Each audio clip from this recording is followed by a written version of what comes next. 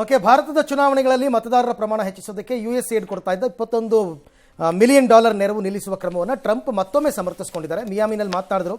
ಭಾರತದ ಚುನಾವಣೆಗಳಲ್ಲಿ ಬೈಡನ್ ಮಧ್ಯಪ್ರವೇಶ ಮಾಡೋದಕ್ಕೆ ನೋಡಿದ್ರು. ಬಹುಶಃ ಭಾರತದಲ್ಲಿ ಬೇರೊಬ್ಬರ ಸರ್ಕಾರವನ್ನು ಅಸ್ತಿತ್ವಕ್ಕೆ ತರೋದಕ್ಕೆ ಬೈಡನ್ ತರೋದಕ್ಕೆ ಪ್ರಯತ್ನ ಪಟ್ಟಿದ್ರು ಅಂತೆಲ್ಲ ಟ್ರಂಪ್ ಒಂದಷ್ಟು ವಿಚಾರವನ್ನೆಲ್ಲ ಹೇಳಿದ್ದಾರೆ, ಆರೋಪ ಮಾಡಿದ್ದಾರೆ. ಆದರೆ ಕಾಂಗ್ರೆಸ್ ಇವೆಲ್ಲ ಅರ್ಥವಿಲ್ಲದ ಆರೋಪ, ಶ್ವೇತಪತ್ರ ಪ್ರಕಟಿಸಲಿ ಅಂತೆಲ್ಲ ಸವಾಲು ಹಾಕಿದ್ದಾರೆ. ಇನ್ನು ಭಾರತದ ಚುನಾವಣೆ ಪ್ರಕ್ರಿಯೆಯಲ್ಲಿ ಮೂಗು ತೂರಿಸಿದಂಗೆ ಆಗುತ್ತೆ. USAIDನಿಂದ ನಿಜಕ್ಕೂ ನಮ್ಗೆ ಯಾರಿಗೂ ಲಾಭ ಆಗಿಲ್ಲ ಅಂತ BJP ಅಮಿತ್ ಮಾಳವಿಯಾ ಪೋಸ್ಟ್ ಮಾಡಿದ್ದಾರೆ. ಆಮೇಲೆ ಟೆಸ್ಲಾ ಕಂಪನಿ ಭಾರತಕ್ಕೆ ಎಂಟ್ರಿ ಆಗ್ತಿದೆಯಲ್ಲ, ಅದೇನೋ ಟ್ರಂಪ್ಗೆ ಇಷ್ಟ ಆಗಿಲ್ವಂತೆ. ಮಸ್ಕ್ ಅವ್ರಿಗೇನೋ ಲಾಭ ಆಗ್ಬೋದು, ಆದರೆ ದೇಶದ ಮಟ್ಟಿಗೆ ಇದು ಅನ್ಯಾಯ ಅಂತ ಹೇಳಿದ್ದಾರೆ. ಭಾರತದ ನಿಯಮಗಳು ಮತ್ತು ನಮ್ಮ ಇಂಡಸ್ಟ್ರಿಯಲ್ ಪಾಲಿಸಿನಲ್ಲಿ ನಮ್ಮಲ್ಲಿ ನೀವು ತಯಾರಿಸಬೇಕು. ಇದು ನಮ್ಮ ನಿಯಮ. ನಮ್ಮ ದೇಶದಲ್ಲ, ನಮ್ಮಲ್ಲಿ ತಯಾರಿಸದೆ ನೀನು ಎಲ್ಲಿಂದ ತಗೊಂಬಂದು ಮಾರ್ಬಿಡ್ತೀನಿ, ನಿನಗೆ ಬಿಡಲ್ಲ ಇಲ್ಲಿ. ಆ ಕಾರಣಕ್ಕೆ ಇಲ್ಲಿವರೆಗೂ ಟೆಸ್ಲಾ ಇಲ್ಲಿ ಬರೋಕ್ಕಾಗಿಲ್ಲ. ಇಲಾನ್ ಮಸ್ಕ್ ಪ್ರಧಾನಮಂತ್ರಿಯನ್ನ ಮತ್ತು ನಿತಿನ್ ಗಡ್ಕರಿ ಅವ್ರನ್ನ 4 ವರ್ಷದಿಂದನೇ ಬಂದು ಭೇಟಿ ಮಾಡಾಗಿತ್ತು. ಆಗ ಈ ರಿಕ್ವೆಸ್ಟೆಡ್ ಚೈನಾಯಿಂದ ತಂದು ಬಿಡ್ತೀನಿ ನಾನು, ಒಳಕ್ಕೆ ಪರ್ಮಿಷನ್ ಕೊಟ್ಬಿಡಿ ಅಂತ. ಅದರಿಂದಾಗಿ ನಮ್ಮ ಮೇಲೆ ಸ್ವಲ್ಪ ಕೋಪ ಮಾಡ್ಕೊಂಡೇನೋ ಎಗರಾಡಿ ಕೋತಿ ಥರ ಕುಣಿದಾಡಿ ಎಲ್ಲ ಮಾಡಿದ್ರು, ಯಾವನು ಕೇರ್ ಮಾಡಲಿಲ್ಲ ಅಷ್ಟೇ. ಈಗ ಒಂಚೂರು ಟ್ರಂಪ್ ಪಕ್ಕದಲ್ಲಿ ಬೆನ್ಕೆರಿತಾ ನಿಂತಿದ್ದಾರೆ, ಹಂಗಾಗೆಲ್ಲ ಸ್ವಲ್ಪ ಕೇರ್ ಮಾಡ್ತಿದ್ದಾರೆ ಅಷ್ಟೇ. ಇವ್ರದ್ದು ಒಂದಿನ ಡೌನ್ ಫಾಲ್ ನೋಡ್ತೀವಿ. ಮಾದೇವಪ್ಪನವ್ರ ಕತೆ ಆನೇನರಿ ಮಾದೇವಪ್ಪನವರೇ. ಓಕೆ, ಏನಕ್ರಿ? ಅಲ್ಲ ಸರ್, ಫ್ರೆಂಡ್ರಿ ಅವ್ರ ಹೆಸರು ಅವಾಗವಾಗ ಹೇಳ್ಬೇಕು, ನಾಮಸ್ಮರಣೆ ಮಾಡ್ತಿದ್ರೆ ನನಗೂ ತಿಂದಿದ್ದು ಅರಗಬೇಕಲ್ಲ. ಹಂಗಾಗಿ ಇದು ಅದಕ್ಕೆ ಮಸ್ಕ್ ಇಲ್ಲಿ ಈಗ ಸದ್ಯಕ್ಕೆ ಜರ್ಮನಿನಲ್ಲಿ ತಯಾರಿ ಆಗ್ತಿರೋ, ಯಾಕಂದ್ರೆ ಚೈನಾಲ್ ಮಾಡಿದ್ದಂತಂದ್ರೆ ನಾವು ಸೆನ್ಸಿಟಿವ್ ಆಗಿರ್ತೀವಿ ಅನ್ಕೊಂಡು ಜರ್ಮನಿಲಿ ಮಾಡ್ತಿರೋ ಕಾರನ್ನ ತಂದು ಭಾರತದಲ್ಲಿ ವ್ಯಾಪಾರ ಮಾಡೋದು ಮತ್ತು ಪ್ಯಾರಲಲ್ಲಿ ಇಲ್ಲಿ ಫ್ಯಾಕ್ಟ್ರಿನ ಸ್ಟಾರ್ಟ್ ಮಾಡೋದು ಅಂತಿದೆ. ತಮಿಳುನಾಡು, ಮಹಾರಾಷ್ಟ್ರ ಮತ್ತು ಗುಜರಾತ್ ಮಂಚೂಣಿಲಿ ಇದಾರಂತೆ. ಕರ್ನಾಟಕದವರು ಎಚ್ಚರವಾಗಿದ್ದಾರೆ. ಓಕೆ, ಏನು ಪ್ರಯತ್ನಗಳಾಗಿಲ್ಲ ಸರ್ ಕರ್ನಾಟಕದ ವತಿಯಿಂದ. ನಿಮ್ಗೆ ಗೊತ್ತಾ? ನಿಮ್ಗೆ ಯಾರು ಹೇಳಿಲ್ವಲ್ಲ, ಮತ್ತೆ ಬಿಡಿ, ಮತ್ತೆ ನಿಮ್ಗೆ ಯಾಕೆ ಅನ್ಕೋಬೇಕು? DK ಇದ್ದಾಗ ಏನು ಪ್ರಾಬ್ಲಮ್ ಆಗಲ್ಲ. ಮಸ್ಕ್ ಡೈರೆಕ್ಟಾಗಿ ಫೋನ್ ತೊಗೊಂಡ್ರೆ ಬರುತ್ತದು. ಅವರು ದೋಸ್ತೇನ ಸರ್? ಅವ್ರ ಫ್ರೆಂಡ್, ಅವರಿಬ್ರು ಫ್ರೆಂಡ್ಸ್. ಓಕೆ, ಹಾಗಾಗಿ ಅವ್ರು ಮಾಡಿದ್ರೆ ಕಷ್ಟ ಅಂತಿದೆ. ಹಾಗಾಗಿ ಮಸ್ಕ್ ಹೇಳೋದು, ಸಾರಿ ಟ್ರಂಪ್ ಏನು ಹೇಳೋದು, ಅವ್ರು ಇಂಡಿಯಾದಲ್ಲಿ ವ್ಯಾಪಾರ ಮಾಡೋದು, ಫ್ಯಾಕ್ಟ್ರಿ ಮಾಡಿಬಿಟ್ರೆ ನಮ್ಮಲ್ಲಿ ಮಾಡಬೇಕು, ಮೇಕ್ ಇನ್ ಅಮೆರಿಕಾ ಅಂತ.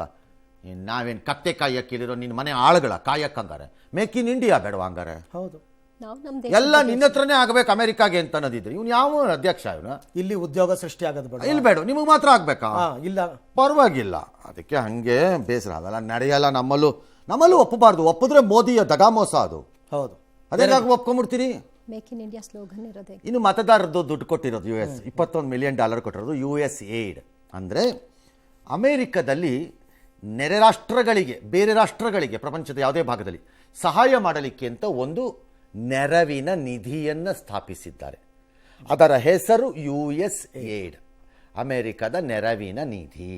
ಪ್ರತ್ಯೇಕವಾದ ಇಲಾಖೆ ಇದ್ದಂತೆ ಅದು. ಅದಕ್ಕೆ ಬಿಲಿಯನ್ಸ್ ಆಫ್ ಡಾಲರ್ಸ್ ಕೊಟ್ಟಿರ್ತಾರೆ. ಅವರು ಅದನ್ನು ಅಲಾಕೇಟ್ ಮಾಡಿಕೊಂಡು ಎಲ್ಲೆಲ್ಲೋ ಇನ್ನೂ ಕಾರ್ಯಗಳು ಕೊಡ್ತಾರೆ. ಅದರಲ್ಲಿ $21 ಮಿಲಿಯನ್ ಭಾರತಕ್ಕೂ ಬಂದಿತ್ತು. ಅದು ನಿಲ್ಲಿಸ್ತೆ ಅಂತ ಟ್ರಂಪ್ ಹೇಳಿದ್ದಾರೆ, ನಿಜ ಅದು. ಓಕೆ, ಆದರೆ ಇದು $21 ಮಿಲಿಯನ್ ಇವತ್ತು ಬಂದಿರೋದು ಅಷ್ಟೇ ಅಲ್ಲ, ಅಥವಾ ನಿಲ್ಲಿಸಿರೋದಷ್ಟೇ ಅಲ್ಲ. 2000ರಿಂದ 2023 ಸುಮಾರು ಒಂದು 1,500-2,000 ಕೋಟಿ ಬಂದಿದೆ.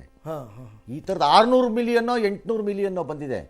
ಭಾಳ ಜನಕ್ಕೆ ಈ ದೇಶದಲ್ಲಿ ಅನ್ನ ತಿನ್ನಕ್ಕೆ ಅಲ್ಲಿಂದ ಹೆಗ್ಗಣಗಳು ಮತ್ತು ನಾಯಿಗಳು ಅಲ್ಲಿಂದ ತಿಂದು ನಮ್ಮ ದೇಶದ ವಿಚಾರದಲ್ಲಿ ಬೊಗಳಿವೆ.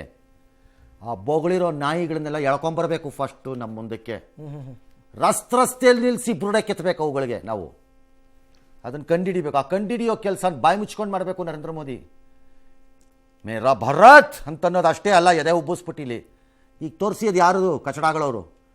ನಮಗೂ ಈ ರಿಪೋರ್ಟ್ಗಳಿದ್ವು, ಯಾರ್ಯಾರಿಗೆ ಫಂಡ್ ಬರ್ತಿದೆ, ಯಾರ್ಯಾರಿಗೋ ದುಡ್ಡು ಬರ್ತಿದೆ ಅಂತೆ, ಯಾವ್ಯಾವುದೋ ಏಜೆನ್ಸಿಗಳಿಗೆ ಬರುತ್ತಂತೆ, ಯಾವನಿಗೋ ಕನ್ವರ್ಷನ್ಗೆ ದುಡ್ಡು ಬರುತ್ತಂತೆ, ಯಾವನಿಗೋ ಕ್ರೈಸ್ತರನ್ನ ಮಾಡೋಕ್ಕೆ ದುಡ್ಡು ಕೊಡ್ತಾರಂತೆ, ಇನ್ಯಾವನಿಗೋ ಬೈಯಕ್ಕೆ ದುಡ್ಡು ಕೊಡ್ತಾರಂತೆ, ಇನ್ಯಾವನು ಹಾಳು ಮಾಡೋಕ್ಕೆ ಟ್ರ್ಯಾಪ್ ಮಾಡೋಕ್ಕೆ ದುಡ್ಡು ಕೊಡ್ತಿದಾರಂತೆ.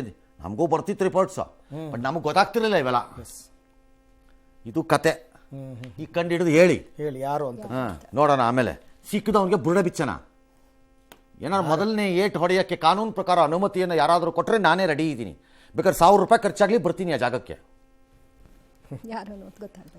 ದ್ರೋಹಿಗಳು ಭಾರತದ ಒಳಗಡೆ ಭಾಳ ಜನ ಈ ದೇಶದ ಅನ್ನ ತಿಂದುಬಿಟ್ಟು ದೇಶಕ್ಕೆ ದ್ರೋಹ ಮಾಡಿದ್ದಾರೆ. ಅಂಥವ್ರನ್ನ ಹೆಕ್ಕಿ ತೆಗೆದು ಕತ್ತರಿಸ್ಬೇಕು. ಆ್ಯಕ್ಚುಲಿ ಬೇರೆ ಯಾವ ದೇಶದಲ್ಲೂ ಇವ್ರುಗಳು ಬದುಕಕ್ಕಾಗ್ತಿರಲಿಲ್ಲ. ಇಷ್ಟೊತ್ತಿಗೆ ನೆಣಗಾಕ್ಬಿಡೋರು. ಅಲ್ಲ, ದೇಶದ ನಿಜವಾದ ಶತ್ರುಗಳೇ ಇವರು. ಅವರೇ ಬೇರೆ ಶತ್ರುಗಳು ಇಲ್ಲ. ನಿಜ ಸರ್. ಪಾಕಿಸ್ತಾನ ನಿಭಾಯಿಸ್ತೀವಿ, ಮ್ಯಾನೇಜ್ ಮಾಡ್ತೀವಿ, ನಮ್ಗೆ ಗೊತ್ತಿದೆ ಏನು ಮಾಡಬೇಕು ಅಂತ. ಇವ್ರನ್ನೇನು ಮಾಡೋದು? ಇವು ಪ್ರಾಬ್ಲಮ್. ಎಸ್.